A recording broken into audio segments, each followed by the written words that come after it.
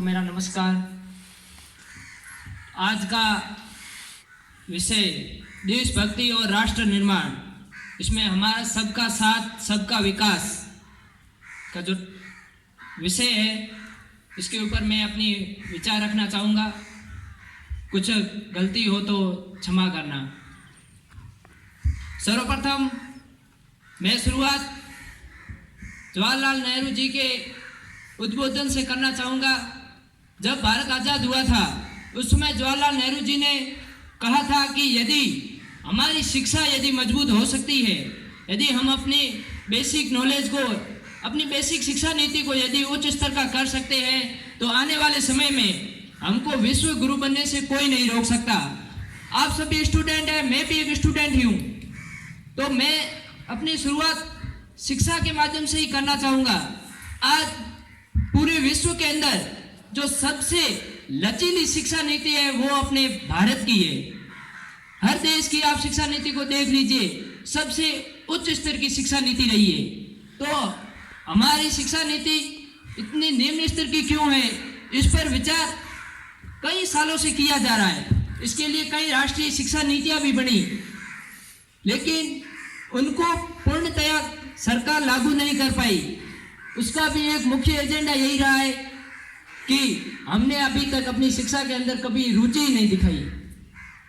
अभी गुरुजी ने कहा कि यहाँ पर बोलने वालों की बहुत कमी है। मेरे को समझ में नहीं आता कि अपन बोलने से इतना डरते क्यों है। जब हम आगे नहीं बढ़ेंगे तो दूसरों को प्रेरणा कैसे देंगे। जब पढ़ा हुआ व्यक्ति भी आगे नहीं बढ़ सकता तो हम निरक्षर लोगों को कैसे आगे बढ़ाएंगे। जब तक हम निरक्षर लोगों को भी साथ में नहीं लेंगे तब तक हम आगे नहीं बढ़ पाएंगे। स्वामी विवेकानंद जी के गुरु परम आदरणीय रामकृष्ण परमहंस जी ने कहा है कि जब तक शिक्षित व्यक्ति अपनी बात को नहीं पहचानेगा, जब तक देश के अंदर भूखे लोग सो रहे हैं, तो पढ़ा हुआ व्यक्ति भी एक तरफ से बहुत ही देश के लिए गद्दार आदमी माना जाता है। इसका कारण क्या है कि उसने अपनी जो शिक्षा थी, उसकी जो पढ़ाई थी, उसने उसको मूलभूत रूप से उस सामने वाले व्यक्ति को या जो निरक्षर व्यक्ति थे उनको समझा नहीं पाए। इसी कारण से हमारा देश विकासशील की श्रेणी में आता है। हमारे साथ साथ हमारे से चाइना बहुत पीछे था, लेकिन आज वो महाशक्ति की ओर उभर रहा है। उसका कारण, मूलभूत कारण यही है कि उनकी शिक्षा नीति है वो बचपन से ही एक कठोर रूप से सुचारू की गई है। तो हम भी ऐसा कर सकते हैं। ऐसा नहीं है कि हमारे देश में विकास नहीं हुआ है। विकास हर दृष्टि से देखा है, हर दृष्टि से विकास हुआ है। हाँ, कुछ में कमियां रही है तो उसे सुधारना पड़ेगा। आज पूरे विश्व के अंदर सबसे युवा शक्ति है वो सबसे ज्यादा भारत के अंदर है। सबसे ज्यादा युवा आज के समय में भारत के अंदर है। फिर भी हमारे युवा इतने निष्ठुर हो गए हैं कि उनको सिर्फ अपने काम से मतलब है। हम इतने स्वार्थी हो गए हैं कि अपने पड़ोस के अंदर क्या हो रहा है वो अपने को पता नहीं है। हम सोचते हैं क्या कहते नहीं, हम सोशल मीडिया के माध्यम से अपनी बात पहुंचाते हैं। सोशल मीडिया से काम नहीं होगा, हमें धरातल पर काम करना होगा। जब तक धरातल पर नहीं उतरेंगे तब तक कोई कार्य सक्षम नहीं होगा, पूरा सफल नहीं होगा। दूसरी बात, तकनीक की बात की भाई साहब ने अभी, तो मैं तकनीक के बारे में बताना चाहूंगा कि 2014 के अंदर मिशन मंगल अभियान चलाया गया था। वो भारत का स्वदेशी अभियान था और पूरे विश्व के अंदर पहला अभियान था जिसके अंदर पूरा स्वदेशी मटेरियल अपनाया गया था और वो सफल रहा था। ये हमारी उच्च तकनीक की कामयाबी रही है, इसलिए हम मिशन मंगल अभियान को कामयाब कर पाए। और अभी 2017-18 के अंदर चंद्रयान 2 अभियान चलाया गया था। उसकी भी उसमें भी जो सारा मटेरियल लगा था वो सारा स्वदेशी था। हाँ, किसी तकनीकी कारणवश, दुर्भाग्यवश हम चंद्रयान को पूरा नहीं कर पाए, लेकिन जिस अपेक्षा के साथ हम उतरे थे उससे कई गुना ज्यादा हमने बेटर किया। उसके अंदर हम और भी बेटर कर सकते हैं। आज की जो ये युवा पीढ़ी है, जो भी बाहर पढ़ रहे हैं, मैं उनसे एक ही बात कहना चाहूंगा कि जितने भी बड़े पटे हैं, IIT की है, बहुत बड़ी बड़ी कॉलेजें मिल गई, तो वो सब सीधा स्कॉलरशिप लेने के लिए विदेश चले जाते हैं। क्यों? हमारे भारत इतना गरीब हो गया कि हम अपने देश के लिए कुछ नहीं कर सकते। जिस देश ने आपको 25 साल दिए, 25 साल तक आपको रहना सिखाया, खाना पीना सब कुछ सिखाया है, आपको क्या नहीं दिया, और आप दूसरे देश निकल के इसी देश की बुराई करते हो। ये सबसे गलत बात लगती है मेरे को आज के युवाओं की। दूसरा, भारत एक कृषि प्रधान देश है, ये हम सब जानते हैं। भारत की आज भी आधे से ज्यादा आबादी कृषि पर निर्भर है। समथिंग 55% आबादी आज भी कृषि पर निर्भर है। तो हम कृषि के क्षेत्र के अंदर केवल जमीन पर ही काम कर रहे हैं। आज दिन तक जो पहले खेत जिस प्रकार से जोते जाते थे उसी प्रकार से आज भी जोते जा रहे हैं। हम इसके अंदर नई तकनीक विकसित कर सकते हैं। गवर्नमेंट इसके लिए बहुत प्रयास भी कर रही है और हमें भी इसके लिए प्रयास करने चाहिए। आज के युवाओं को आगे बढ़ाने के लिए गवर्नमेंट हर प्रकार से मदद कर रही है। गवर्नमेंट सामने से बोल रही है, किसी के पास यदि कोई टेक्निक है, किसी के पास कोई भी अच्छा सा उदाहरण है कि हम किसी भी चीज में कैसे आगे बढ़ सकते हैं, तो आप अपना रख सकते हो, आप अपना पक्ष रख सकते हो, आपको कोई मनाही नहीं है। गवर्नमेंट आपके पक्ष को महत्व देती है। इसी को आगे बढ़ाते हुए हमें हर चीज में आगे बढ़ना होगा। इसके लिए हमारा बेसिक नॉलेज सबसे मजबूत करना होगा। जब तक हमारी बेसिक शिक्षा ही मजबूत नहीं होगी तो हम किसी प्रकार के कोई कार्य नहीं कर सकते, एकदम निष्ठुर हो जाएंगे हम। इसलिए आज जो ये विद्यालय में कार्यक्रम रखा गया है, मेरे हिसाब से इसका महत्वपूर्ण उद्देश्य यही रहा होगा कि विद्यार्थियों से ही कल आप में से आगे निकल के कोई यूपीएससी क्लियर करेगा, कोई आईएएस बनेगा, कोई आईपीएस बनेगा, कोई डॉक्टर बनेगा। तो इसका मतलब ये नहीं है कि हम यदि किसी उच्च लेवल पर पहुंच जाते हैं तो हम अपनी धरातल को नहीं छोड़े। आपको इस विद्यालय ने बहुत कुछ दिया है, तो हमें भी अपने विद्यालय के प्रति कर्तव्य का पालन करना चाहिए और यही कर्तव्य हमें अपने देश के प्रति भी रखना चाहिए। इसीलिए मैं आप सभी से यही आग्रह करता हूं, कहीं पर भी रहो, अपने क्षेत्र लेवल को, अपने धरातल को कभी मत छोड़ो, चाहे आप कितना भी ऊंच हो जाओ, लेकिन अपना जो स्तर है उस स्तर से कभी भी पीछे नहीं हटना चाहिए। यदि आपको कोई काम कहता है तो अपन उसमें साथ आनाकानी करते हैं कि नहीं नहीं मेरे तो वो काम था, मेरे ये काम था। किसी के कोई काम किसके नहीं होता, सबके काम होता है। लेकिन अपने देश के लिए जो 1 मिनट भी नहीं निकाल सकता, उसको सोशल मीडिया पे ऊपर 23 घंटे मिल जाते हैं पूरे। सोशल मीडिया के लिए लोग छुट्टी लेते हैं कि मेरे को 2 दिन के लिए इंस्टा चाहिए, फेसबुक चाहिए, इसलिए मैं 2 दिन स्कूल नहीं आऊंगा, ऑनलाइन क्लासेस चलती है। लेकिन कभी किसी ने ये सोचा कि इससे नुकसान किसका होता है? क्या हमारे शिक्षक इतने कमजोर हो गए कि हम ऑनलाइन के भरोसे रह गए? ये सब एक प्रकार से सोचने की बात है। तकनीक में आगे बढ़ना बहुत जरूरी है, लेकिन इसका मतलब ये नहीं कि हम अपनी पृष्ठभूमि को छोड़ दें। पृष्ठभूमि के साथ आगे बढ़ेंगे तो देश के लिए, विकास के लिए सबसे बेस्ट रहेगा और अपने लिए भी सबसे उच्च रहेगा। नहीं तो हम एक ऐसी मझधार में फंस जाएंगे जहां से न तो अपन निकल पाएंगे वापस, न आगे बढ़ जाएंगे।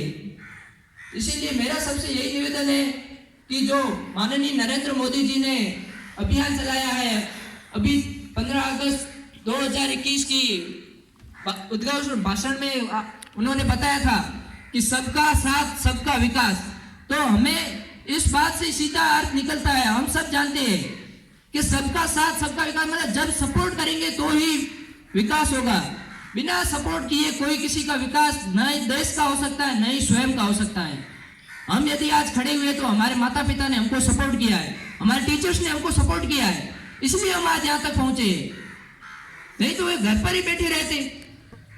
अपने को ये बाहरी दुनिया दिखाई किसने? अपने पेरेंट्स ने तो ये दुनिया दिखाई है। इसीलिए अब हम आगे बढ़ के, हमारा भी कर्तव्य है कि हम आगे बढ़कर इस देश के लिए कुछ करें। ज्यादा नहीं, हमेशा 1 घंटा ही निकाले, अपने देश के बारे में सोचें कि हमें क्या करना चाहिए, आगे आने वाले समय में क्या होगा। आज तकनीक इतनी विकसित हो चुकी है, ये अपन यहाँ बैठे सारे काम कर सकते हैं। होम पर बैठे हुए, घर पर बैठे हुए सारे काम कर सकते हैं। ऑनलाइन पेमेंट से लेकर ऑनलाइन क्लासेस से लेकर सब कुछ ऑनलाइन हो गया है। इसका मतलब ये तो नहीं कि हम अब घर से बाहर ही नहीं निकले। ये एक प्रकार से अपने आप को ही बहुत ही आलस्यपना दिखा रहा है कि अपन आलस्य हो जाएंगे। इससे पूरी तरीके से यदि किसी के अंडर काम करेंगे तो उसके अंदर अपन पूरी तरीके से उसके आदी हो जाएंगे।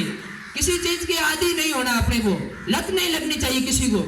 कल की एक रिपोर्ट आई थी, मैंने आज अखबार में पढ़ी मेरे को खुद को देखकर बहुत ही अच्छा हुआ कि पूरे वर्ल्ड के अंदर भारत दूसरे नंबर पर है नशा करने के मामले में। पूरे विश्व के 194 देशों के अंदर भारत दूसरा देश है जहां पर सबसे ज्यादा नशा किया जाता है, और उसमें भी युवा पीढ़ी 16 से लेकर 40 वर्ष के युवा लोग सबसे ज्यादा नशा करते हैं। उसमें भी छोड़ने की प्रवृत्ति 30% लोगों की और 5% लोग छोड़ पाते हैं। ये अपने लिए बहुत चिंताजनक बात है। हम नशे के इतने आदी हो गए, हमें कुछ सूझ ही नहीं रहा है। इसी कारण बाल अपराध, महिला अपराध, भ्रष्टाचार सब कुछ बढ़ने के पीछे यही कारण है। अपन किसी गवर्नमेंट को दोष नहीं दे सकते कि गवर्नमेंट कुछ नहीं करती। आप गवर्नमेंट को एक बार सुझाइए तो सही, अपने विचार तो रखिए गवर्नमेंट के सामने, गवर्नमेंट को सामने अपना पक्ष रखिए। गवर्नमेंट को अपन ने बनाया है तो अपन गवर्नमेंट के सामने पक्ष रखेंगे तो गवर्नमेंट अपनी जरूर सुनेगी, ऐसा नहीं है कि नहीं सुनेगी।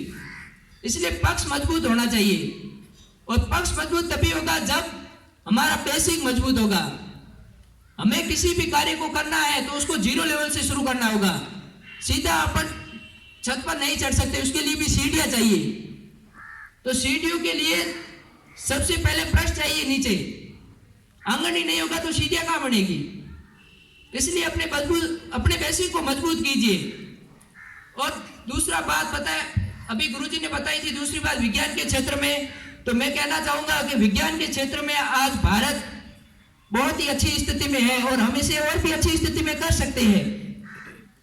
अभी जो भारत के वैज्ञानिक CEO है के सिवन, उन्होंने अभी एक पिछली मीटिंग के अंदर बेंगलुरु के अंदर एक सम्मेलन हुआ था, उसके अंदर उन्होंने बताया था कि आज जो विज्ञान अंतरिक्ष अनुसंधान सेंटर है उसके अंदर 70% जो वैज्ञानिक है वो युवा लोग हैं और सभी भारतीय है। ये अपने लिए गर्व की बात है। ऐसा नहीं कि हम नहीं बढ़ सकते आगे, हमें अपने बेसिक को आगे रखते हुए ही आगे बढ़ना होगा, उसी से हमको एक मजबूती मिलेगी। अभी कोरोना काल के अंदर हम सबको ये मालूम हुआ कि वास्तव में गांव क्या होते हैं। गांव लोग शहर छोड़कर गांव आए और अपना गांव में बिजनेस शुरू किया, और उस बिजनेस को इतना सक्सेस किया, उन्होंने इतना सफल बनाया है कि वो शहर से भी आगे है। लोग वापस गांव की ओर आ रहे हैं। इसका मेन कारण क्या है, इसका मुख्य एजेंडा क्या रहा है? कोरोना काल। अब कोरोना काल से हमें भी एक सीख लेनी चाहिए कि हम किसी दूसरे के ऊपर निर्भर नहीं रह सकते।